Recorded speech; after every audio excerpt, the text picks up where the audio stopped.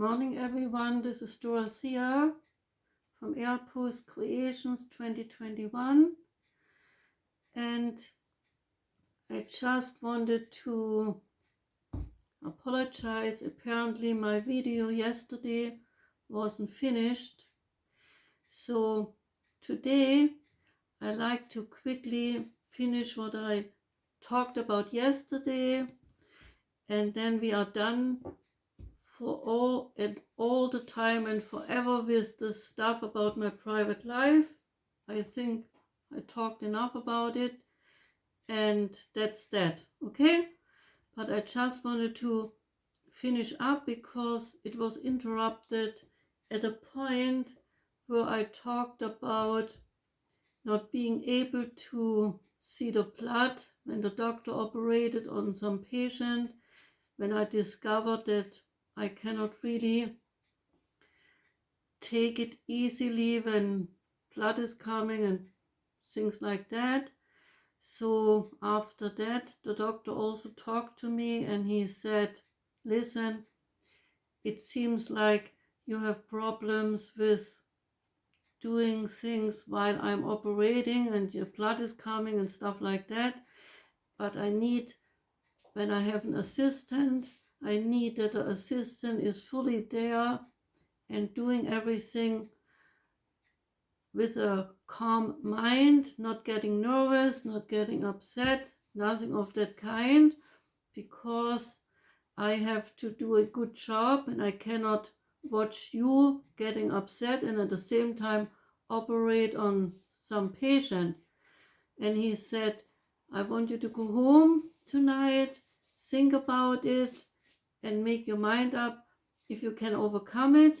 And if you think you cannot overcome it, then maybe you shouldn't stay here and go through 3 years of this education, and in the end you might want to still not do it because it's kind of not the right thing for you.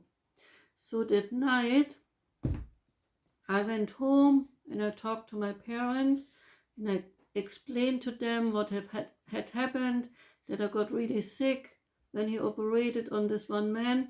And I said what the dentist had told me, and I said to my dad, I don't think it's the right job for me because I'm really getting nervous when the blood is coming out and I'm getting sick to my stomach. So they finally too said, okay, we see your point, we get you, so just tell him, the man, that you cannot do it and then you have to find something else. And that's what I did. It was just 6 months, I think, when I was in his office, when I found out it's not right for me. I really liked it. I really liked it there. The dentist was very nice and my colleagues there were nice too. And the work was very interesting, other than the blood part, because there was every day something new, new patients, new problems, medical problems. Then there was we had to do all kinds of things. We had to schedule the customers. We had to fill out the papers from the patients. I mean customers, not customers, patients. We had to fill out the papers for the patients. We had to do phone work, phoning them up, telling them they should come in for this and that and things like that. So there was quite a multitude of things to do. It was not boring, it was nice and I liked it. But the part with the surgery part, with the blood and everything, that part was just not for me. So that's the only reason why I quit after 6 months. And after that, it so happened that the Deutsche Post, the German Post it was called back then, advertised for new young people coming in to the telegraph and telegram office. And so I applied there and it took me, and I also had to go to school, but it was only 1 year, because in that school I just had to learn all the rules and regulations pertaining to my job at a post office, that you of course couldn't talk about the things that the customers told you because it was all a secret, and you were not allowed to talk with anybody about what the company sent out, what the company talked about, things like that. And also private people, of course, when they phoned up and they sent a message to somebody, it was also all private and very secretive, just like when the postman comes and he delivers mail and he puts it in a mailbox. He's not supposed to tell anybody either that the neighbor so-and-so got mail from so-and-so. So that was that, and so we had to go through all the rituals of a post office, what we had to do, what rules we had to learn, how to count telegrams after you took it. We had to count the words, and there were double words, words that were longer than the normal kind, and then we had to make a mark underneath so that the person who would finally do the billing, she had it easier, she just went through quicker, so she could bill the customer the price of the telegram. So that's what we did. And we also had shift service, we had night shift, day shift, and at night we would also get telegrams through it was kind of like a fax machine, but it was done very funny that way. It came out in a long thin paper, in a paper thing like a, how do you call it, that you had to cut it in up and paste it on a piece to make the telegram. It came out of the machine and you just cut it with a knife, each word, and you pasted it on a piece of paper and made a telegram out of it and things like that. We also had to phone post office, smaller post offices in little villages.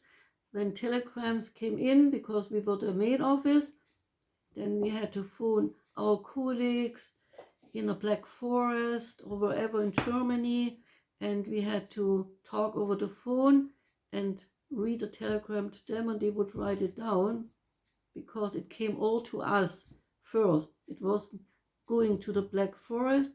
Everything came to us, and we distributed it to the other little villages and other towns and stuff like that.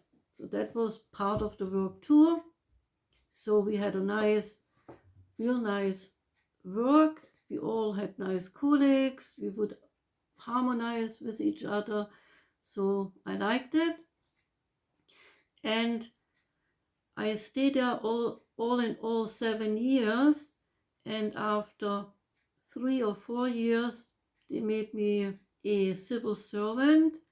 And I just was a young civil servant, so to speak, when my husband got the idea to go to Ohio to finish his school, and that would be a year or so. So I had to somehow do something about it so I would get off for 1 year. So I went to my boss and I talked to her and I said, can you please set me free, unpaid vacation? I like to go with my husband. But she said, no, you just became a civil servant and now you come with stuff like that. She was really mad. She said, we made you just a civil servant a while ago and your job should be important to you. So let your husband go alone. 1 year is not that long, and then he comes back and all is good. And I said, no, I don't want to do it. Then she said, well, then you have to quit. So I went home and talked to my husband.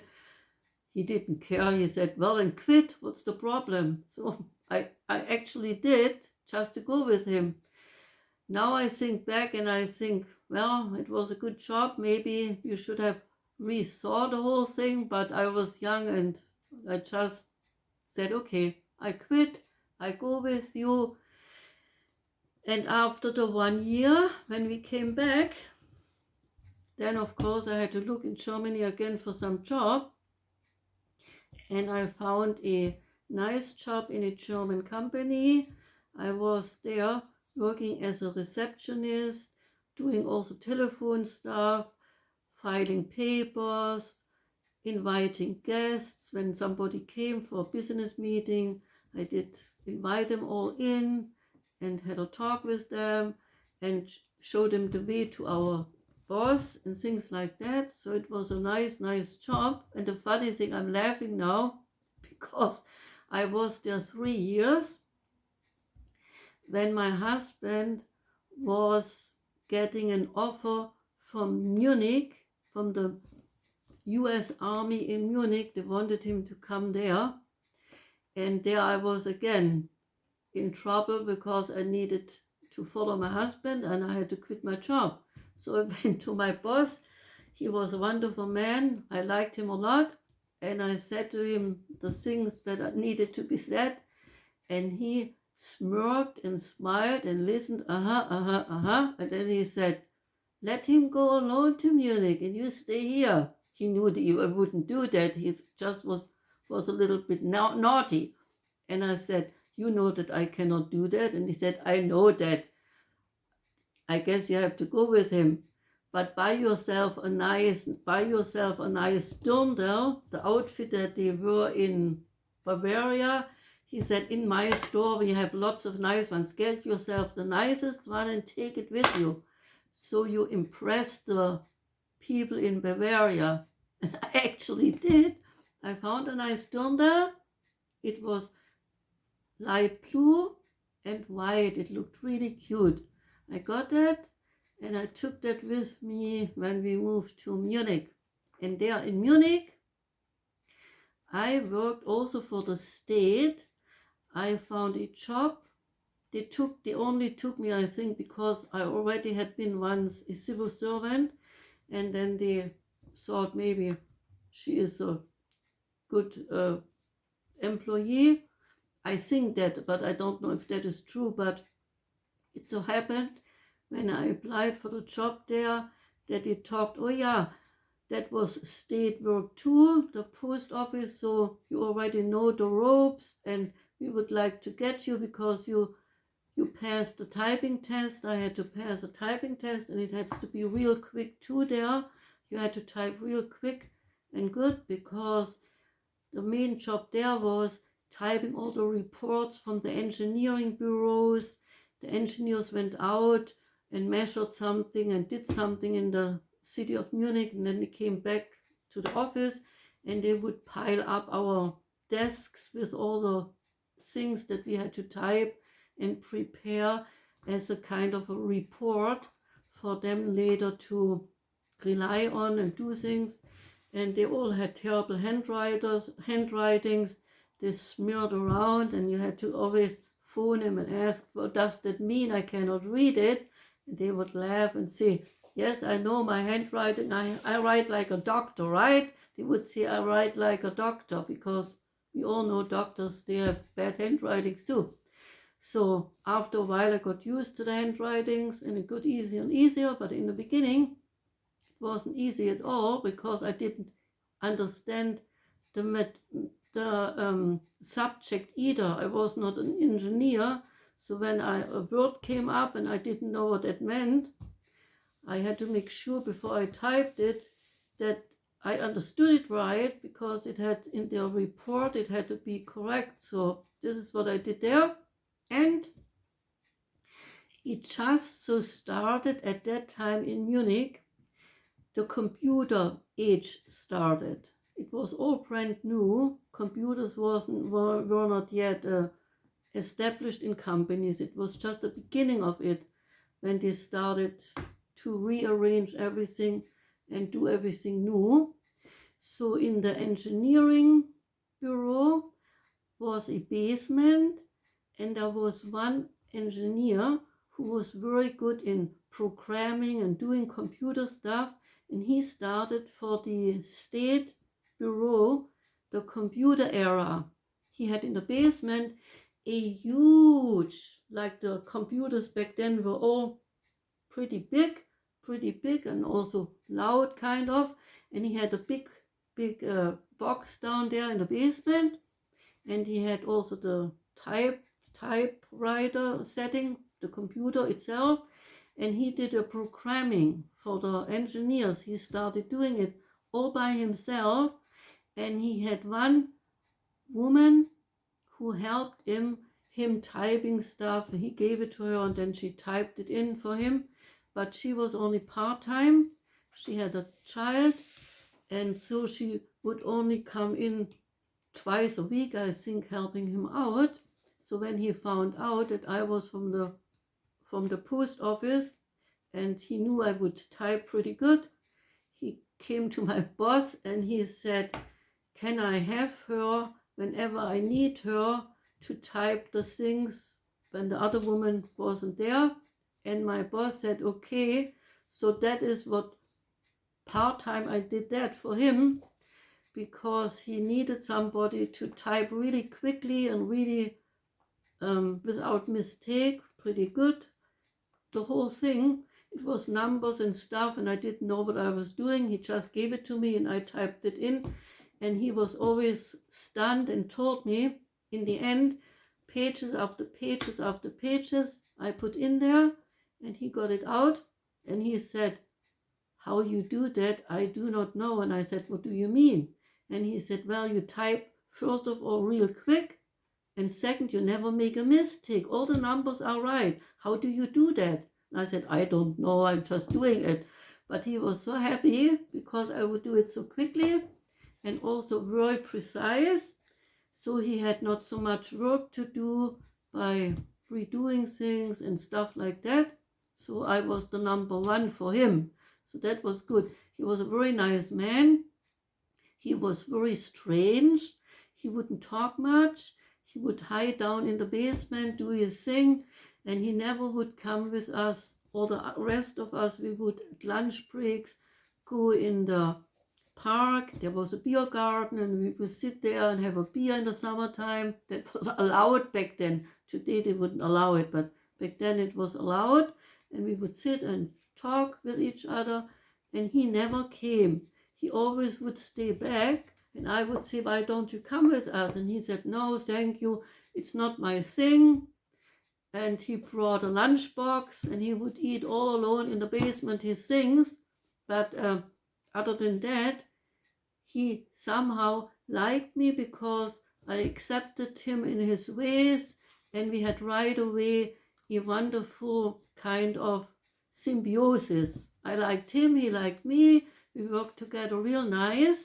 So that was wonderful. I liked him a lot, and I enjoyed doing this work because the one woman and I were the only ones who were allowed to do it. So I felt kind of, oh yeah, we are the only ones working on down there, typing in the computer the stuff. So I was kind of, yeah, wunderbar.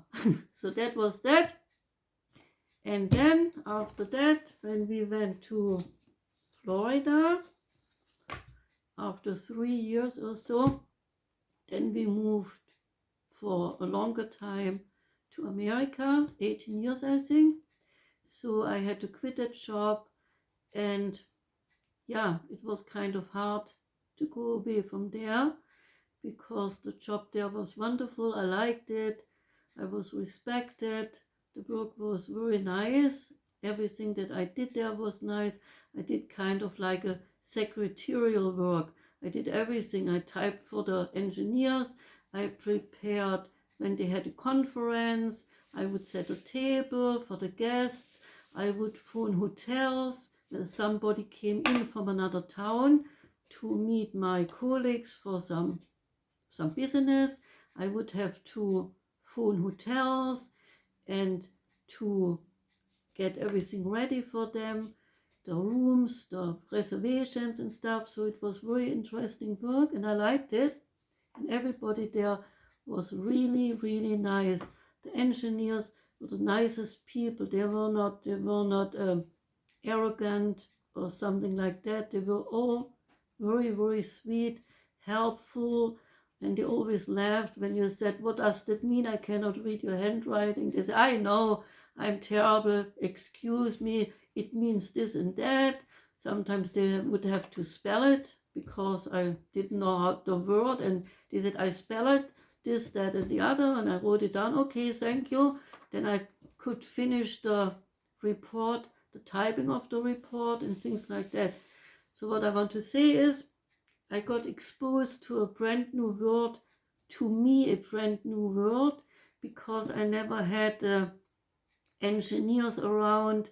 It was all a brand new world, their world, to learn about their work that they do and how intelligent they all are to do what they are doing. I was impressed because they all were very good, of course, in math and all the other things, and it impressed me that despite the fact that they had studied all that and became a pretty professional person, that they still would be so sweet as a person, because we were treated very nicely by all of them. So that's part why I like the work too, because it was like a family too there. Everybody worked together. There was no bad words with anyone. We all understood each other. Everybody was friendly and nice. And so I think it's also important in life.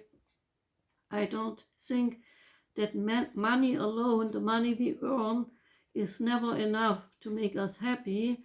I think we all also need the whole surroundings, that one is respected, that we have nice colleagues, that we know we can openly tell them, I don't understand that. Like I had to say, I don't know the word. What does it mean? How do you spell it? I cannot read your handwriting. They didn't laugh and make fun of me.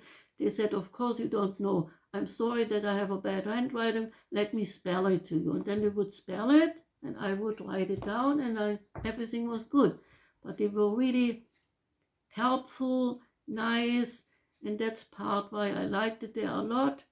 And when we finally left for America, on the one side I was happy because I wanted to start a new life there. It was adventurous and I hadn't seen much of the world before that, so I was of course excited and wanted to go there and wanted to do everything with my husband. But on the other side, it's like with everything in life, when you say goodbye to one thing and you say hello to the other, well, you have to leave something behind. It's like, it's the normal thing. You cannot take the whole old thing with you to start a new thing. You have to leave people behind, you have to leave places behind, you have to leave schedules and known things that you have done until then. You have to leave that behind, start new jobs, start new people, start everything. But it is, I think, in the end worth it all, because I think we all grow when we learn new things, when we expand, and we have to just be strong sometimes too, to leave things behind and start something new. But all in all, it helps us, I think, to become a wiser person, because all that also helps us to make us wiser, in the sense that we do not cling to one particular place, cling to the bitter end, even if the job is miserable, even if maybe the person we have around is not good for us, and then we just cling because we are afraid to start something new. It's kind of scary. So I better stay where I am forever and ever, and I do not want to change anything. And so it's important to sometimes just jump in the water and take a swim, no matter what, and then find out what comes out at the other side. So I think we all have to do that, and that's that. So in America, my husband studied and I worked in sales, and I worked for Dillard's in Tampa. That was the first place we stayed, was Tampa, because he went to the university in Tampa. And there in Tampa, we were just 1 week in America, I think. And I said to my husband, I'm looking for a job. And he got really mad. He said, why do you want to work? You don't need to work. I go, because he worked also when he was studying at a bank, and he earned a salary. He said, I earn enough, you can stay home, and when I'm finished with school, then we see where we move and how our life continues. But right now, for the 2 years, when I do my master's, you don't have to work, you stay home, and you can type my papers for school and do things for me, and that will be wonderful. But I said, no, I need to earn my own money. I'm just that way I am. I was used to it. And I said, no, I'm too young to stay home. We have no children. What am I doing at home the whole day long? I need a job. So he said, you will not find a job that quickly anyway, and they don't know you, and you have only papers from Germany. It will not be easy for you to find a job. And I said, find out how quick that goes. So I really went because I had seen in the paper that Dillard's is looking for sales personnel. They just restructured the store, and they were closed for I think 2 weeks to get the whole store painted new and everything done new. And after they reopened, then they wanted to also have some new salespeople, because through the restructuring, they got bigger and did other things. And so I went there. I said to my husband, find out how long it takes for me to find a job. So I was very confident, and I went to the store manager and I explained to her, I'm from Germany, I'm new here, but I have the right papers because I had a green card. I was allowed to work. Everything paper-wise was in order. And I showed it to her and I said, I can work without you getting in trouble, because I have the right to work here and I would like to work here. And if you give me a chance, that would be wonderful. And she said, well, right now the store is not open because we restructured. There were everywhere dirt and it was loud. There were mechanics working on electrics and stuff.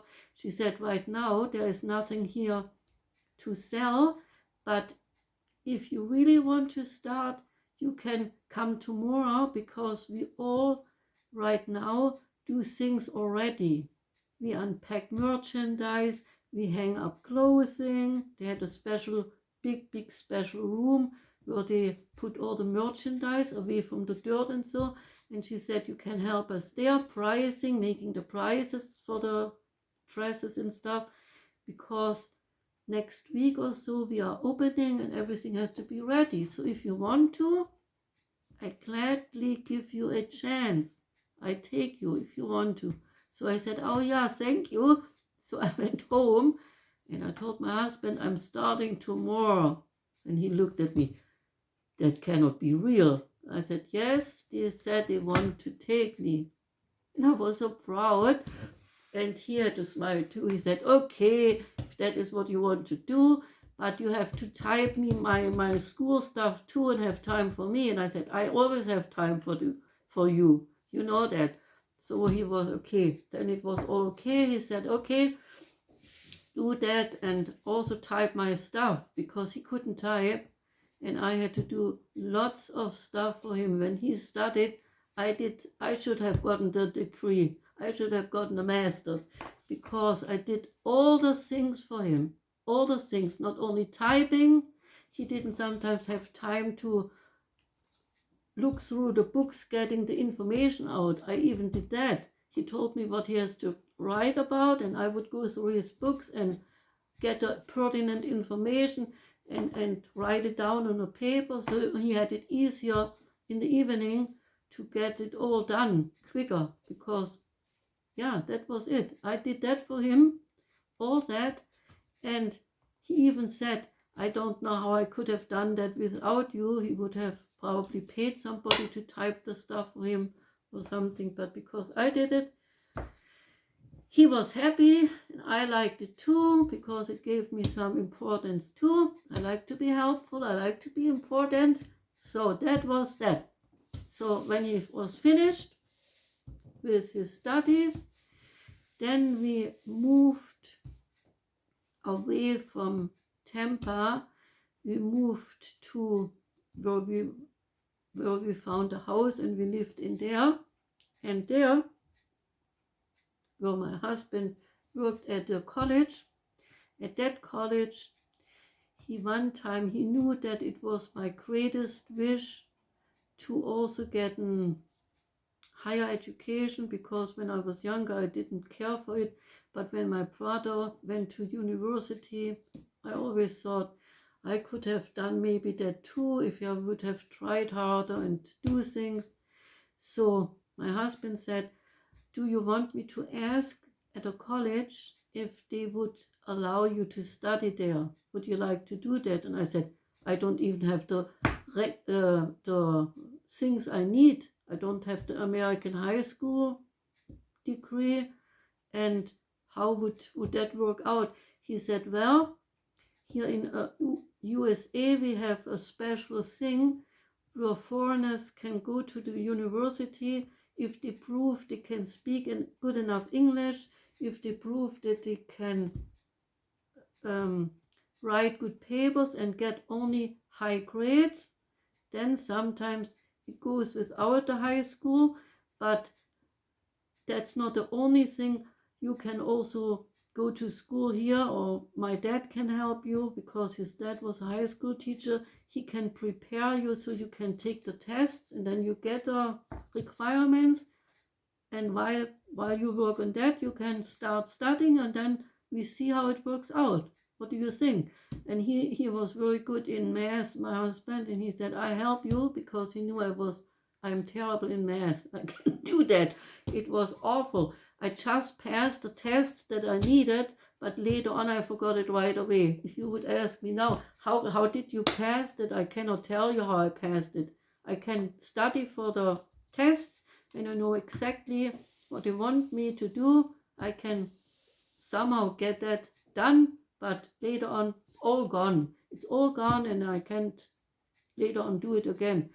But he said, I help you, my dad helps you, we all help you. So if you want to do that, then you can maybe go to school and get a bachelor. How about it? So I was all, oh gosh, yeah, I would like that. But the college there, it was set up that way. It was not a normal college in that sense that you would go every day to class. It was a college for people, older people, who wanted to, maybe the hospital said to the nurse, we want you to get a degree to become better. So there was different kind of classes, semesters that he offered for nurses, for policemen. They had several semesters where the policemen could get higher up to become a detective, or how they call the higher policeman, things like that. And also they had, my eye is itchy, they also had they had things for nurses, they had psychology, sociology, what else? They had, if you want to become a writer, an author, things like that. They had classes for that. And they had philosophy dash religion, world religion. And my mother had just died the year before, and I kind of felt in a little bit of a hole because I didn't see her when it happened. I had no time to work out things with her, straighten out things that maybe needed to be talked about and to be straightened out. So I hadn't had a chance, and she suddenly died the year before, and I fell in a kind of a, not a depression, but I was very upset, and I thought about life. I got a little bit more spiritual at that time and tried to work things out for myself in a spiritual sense.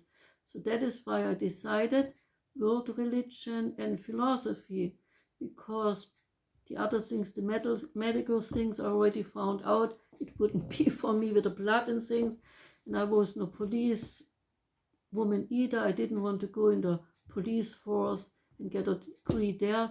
First of all, I wasn't working there, and all those students who did that, they already were policemen. They just went to college to finish up and get a higher degree to move up in their ladder. And so I decided world religion and philosophy, and this is what I want to do with my channel from now on, the new setup. I like to go back to that, what I have learned, and work on philosophy and the things, the world religion, and talk about that in my channel, and talk about all the different religions that we have, like Hinduism, Buddhism, Sikhism, Islam, Judaism, Christianity, because there is lots to learn and talk about. Also very interesting things. It's not like you have to go to church every Sunday. I myself don't go to church every Sunday. I seldom go to church. I admit it here. I'm not a person who needs the church. I have it inside of me, all the things that I need, spiritually speaking. But I understand if a person goes to church and needs that. I'm not saying they are wrong. I'm just saying I for myself don't do it. But that doesn't mean that we cannot have interest in religions, because the religion of Christianity is very interesting, how it all started and what the different prophets went through in the biblical times, and how Christianity was fought by people. They didn't like what the Christians did in the beginning and stuff like that. So the whole history is very interesting too. So that's what I like to do with my channel from now on. I like to go back to the roots of the stuff that I have learned in school and find interesting things to talk about. And then I can still teach everyone who's coming to my channel compassion, empathy, love, the importance of loving everyone and being good to each other. That goes together with the religion too, so I can bind it in. But my channel will be a little bit more interesting, because I realized I'm rambling on, reading little essays from a book every time I'm doing a video, or reading cards about myself. I cannot keep on going forever like that. You already learned now enough from me, and it's probably pretty boring already. So I have to find a way to do a better job. So that's what I'm intending to do. But it takes time. I have to go through all the notes for my school notes, for all the papers that I wrote in school, to find and filter out interesting things that I can use in my channel to talk about. So that's what I'm gonna do, okay? And quickly before I finish, yes, I graduated in 2000 with almost a perfect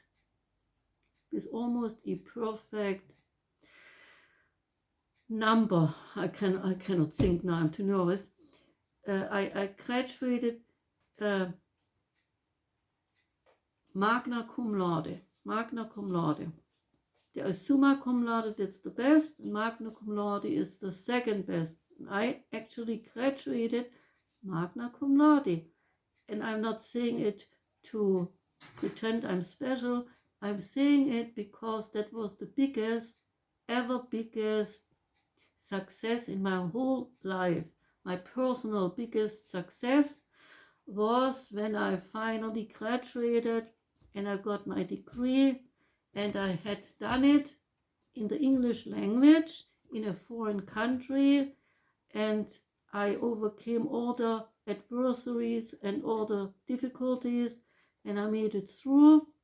So it made me proud, and I'm still today proud. I never used my degree for anything money-wise, business-wise, because at the time I finally graduated, my husband already was very, very sick, and I concentrated on him and him alone, doing things, driving to the hospital with him, waiting for him to getting treatment, then doing things all the time like that, helping him out when he had bad days and he was really sick, stuff like that. So I had no free head for going forward with my degree and looking for a better paying job or stuff like that. So the whole thing was coming to an abrupt halt. I had finished school and then the things happened with my husband and I had to constantly look after him doing things. So all the other things kind of were forgotten and fallen back in some dark corner where the whole thing was forgotten.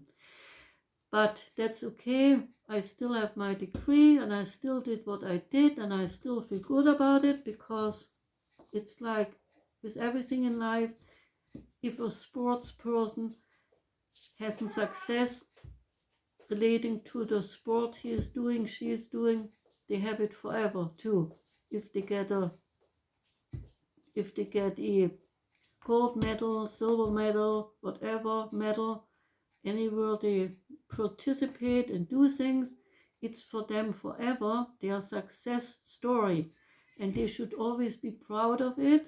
And it's there and theirs alone. So it goes with everything that we do in life, no matter how big, no matter how small, all the small little things we do that lead to success are important too.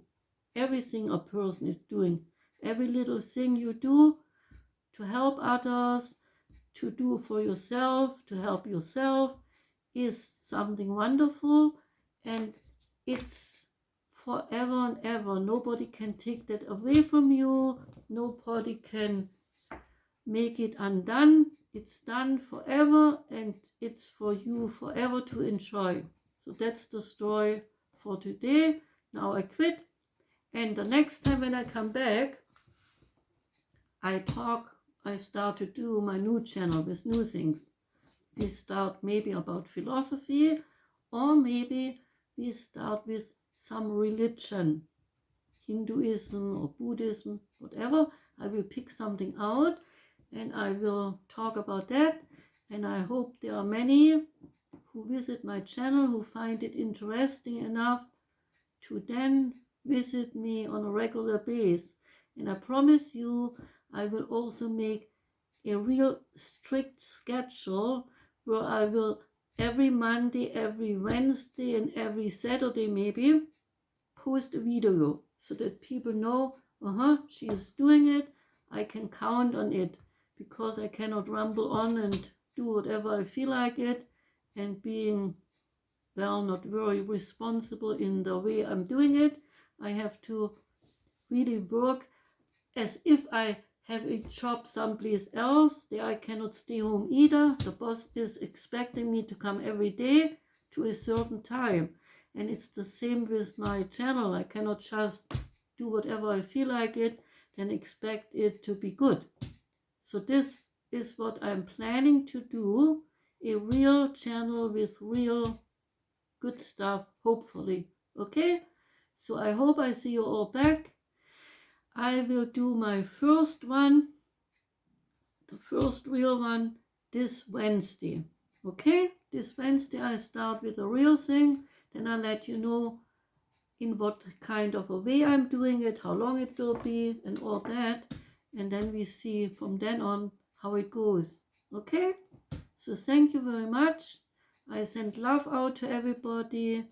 I love you all. I wish you a wonderful week, a wonderful day first, then a wonderful week. And today I made carrots, lemon, ginger. Carrots, lemon, ginger.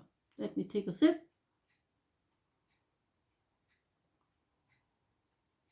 Two sips. Doesn't that look pretty, the color? And it's tasty, wonderful. You taste the lemon and the ginger too. I usually don't like ginger, but my health group has a 5-day juice challenge, and the health group has a juice plan, and it tells me every day what I have to do. So I have to follow the rules, right? And drink the right juice and do the right thing. So that's why this time I made it real with ginger, and it's not that bad. You can drink it. I'm just not too fond of the real gingery kind of thing, but I can do it, and I did it. Okay, so I wish you a wonderful day. Take care of yourselves, smile a lot, have a happy heart, and don't let things get to you, no matter what life is dishing out, okay? So I see you back on Wednesday. Bye bye.